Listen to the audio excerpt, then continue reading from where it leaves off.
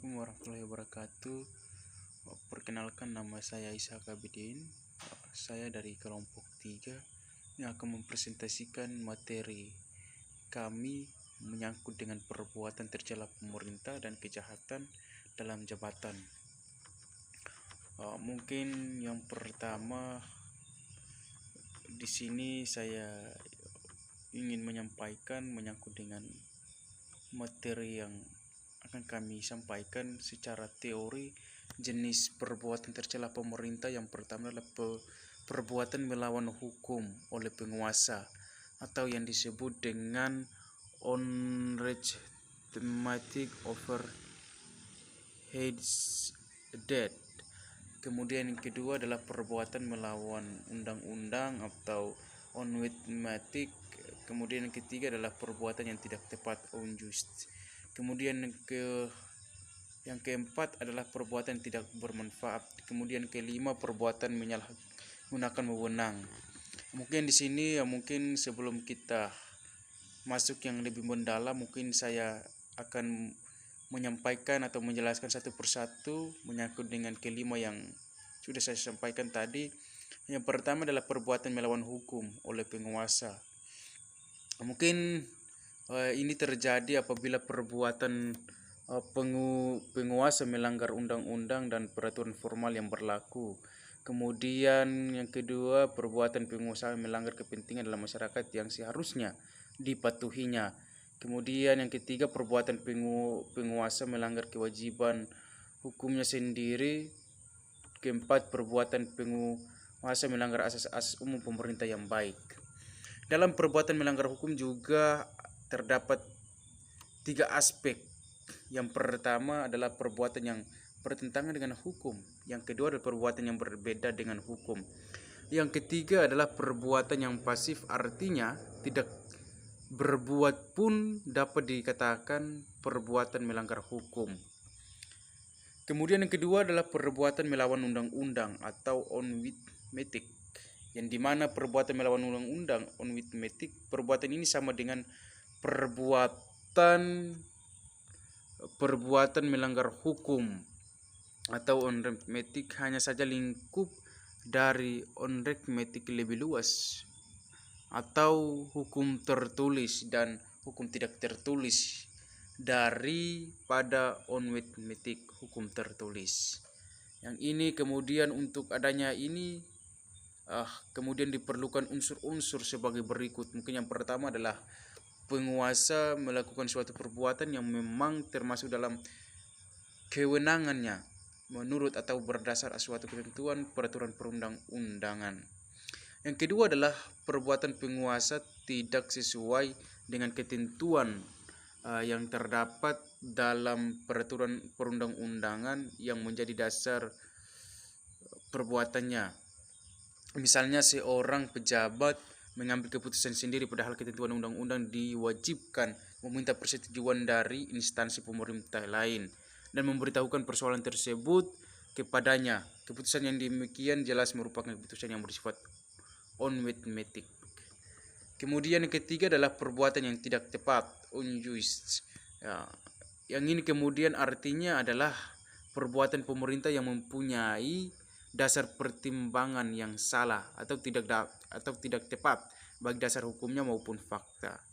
Ketidaktepatan dari suatu perbuatan atau keputusan dari administrasi negara adalah masalah interpretasi atau penafsiran dari ketentuan peraturan perundang-undang yang disengketakan atau diselisih pahamkan. Unjust terkait dengan bagaimana penguasa menggunakan dasar pertimbangan yang salah ataupun keliru. Misalnya suatu permohonan izin ditolak padahal menurut pendapat si pemohon dia sudah memenuhi semua persyaratan yang ditentukan.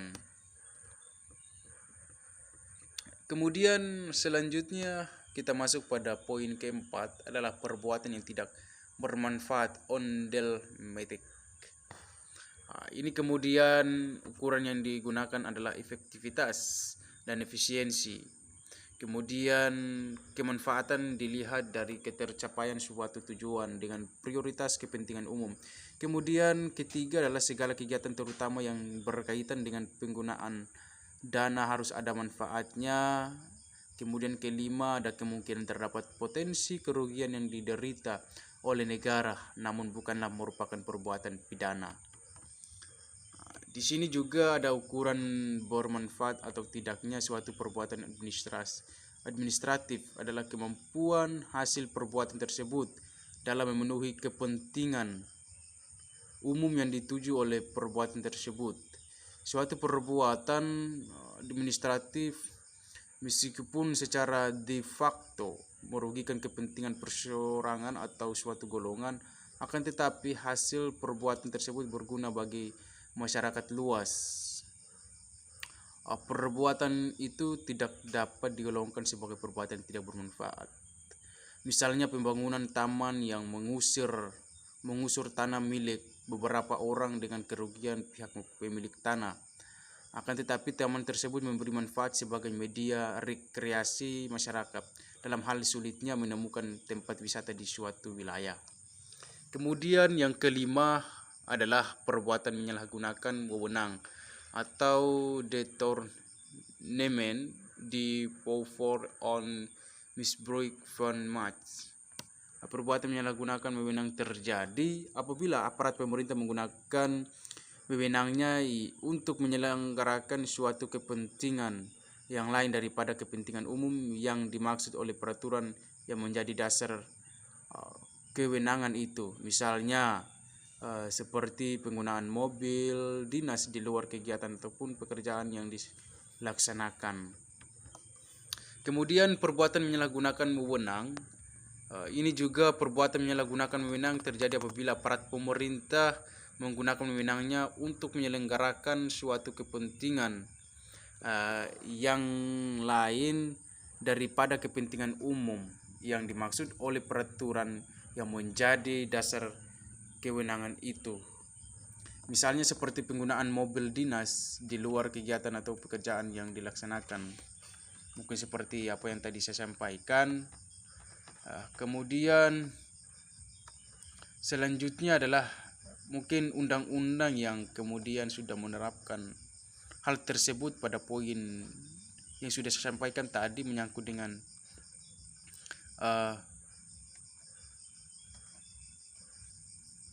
larangan atau kebijakan-kebijakan pemerintah yang melanggar dari norma-norma tersebut. Yang pertama, pasal 17 ayat 2 Undang-Undang nomor 30 2014 tentang administrasi pemerintahan. Larangan penyalahgunaan wewenang meliputi larangan melampaui wewenang, larangan mencampur adukan wewenang dan atau melarang bertindak sewenang-wenang.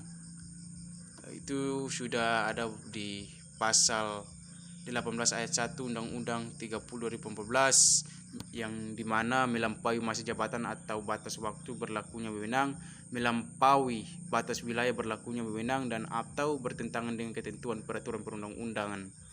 Kemudian pasal 18 ayat 2 Undang-Undang 30 2014 di luar cakupan bidang atau materi wewenang yang diberikan dan atau bertentangan dengan tujuan wewenang yang diberikan.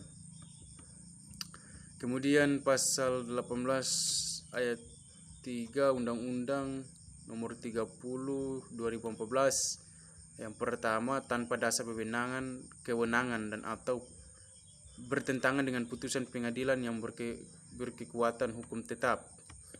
Alasan-alasan kemudian melawan asas-asas umum pemerintah yang baik. Ini juga alasan-alasannya dapat digunakan dalam gugatan tata usaha negara dengan PT-UN adalah keputusan tata usaha negara yang digugat itu bertentangan dengan peraturan perundang-undangan yang berlaku. Kemudian keputusan tata usaha negara yang digugat itu bertentangan dengan asas-asas umum pemerintah yang baik. Kemudian pasal 53 ayat 2 Undang-Undang nomor 9 2004 tentang perubahan atas Undang-Undang nomor 5 1980 tentang PT-UN. Kemudian mungkin yang terakhir dari saya, keterkaitan hukum administrasi negara dengan hukum pidana menimbulkan pertanyaan. Mungkin dalam hukum pidana atau beberapa yang perlu disampaikan adalah pada kenyataan hukum pidana menganut prinsip personal responsibility, yang artinya tanggung jawab pidana adalah tanggung jawab pribadi. Hal ini secara langsung telah memberi garis batas yang jelas, padahal ditentukan adanya wilayah abu-abu dalam barisan antara hukum administrasi dengan hukum pidana. Mungkin itu yang perlu saya sampaikan dari materi yang telah kami presentasikan. Lebih dan kurangnya saya mohon maaf. Wabillahi taufiq wal hidayah. Wassalamualaikum warahmatullahi wabarakatuh. Terima kasih.